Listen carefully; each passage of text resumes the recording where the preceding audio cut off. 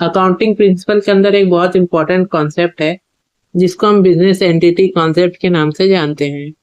तो इस कॉन्सेप्ट के अकॉर्डिंग जो बिजनेस होता है एंड उसका जो ओनर होता है वो दोनों अलग अलग एंटिटीज होती है, दोनों की अलग अलग पहचान होती है, अलग अलग एग्जिस्टेंस होती है। तो जब भी किसी बिजनेस को उसका नाम दिया जाता है, उसकी एक अलग पहचान दी जाती है, तो वो लॉ की नज़र में एक सेपरेट लीगल एंटिटी बन जाती है। तो एग्जाम्पल के लिए हम जेठालाल और गड़ा इलेक्ट्रॉनिक्स का एग्जाम्पल लेते हैं।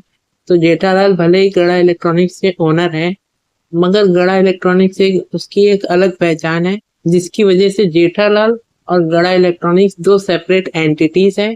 तो इस वजह से जो भी ट्रांजेक्शन्स होंगे जेठालाल के बिजनेस में, वो गड़ा इलेक्ट्रॉनिक्स के नाम से ही नोट डाउन किए जाएंगे, गड़ा इलेक्ट्रॉनिक्स के बुक्स ऑफ अकाउंट में ही नोट डाउन किए जाएंगे। फॉर एग्जाम्पल, अगर जेठालाल ने अपने घर के लिए ग्रोसरीज खरीदी तो वो उनके पर्सनल खर्चों में आ जाएगा, यानी कि वो उनके पर्सनल अकाउंट में जाएगा ट्रांजेक्शन।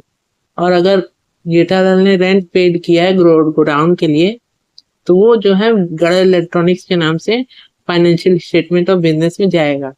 तो अकाउंटिंग लॉ के हिसाब से गड़ा इलेक्ट्रॉनिक्स जो है वो उसकी एक अलग पहचान है, वो एक सेपरेट एंटिटी है। तो जो भी बिजनेस ट्रांजेक्शन होंगे वो गड़ा इलेक्ट्रॉनिक्स के नाम से नोट किए जाएंगे, ना कि जेठालाल के नाम से।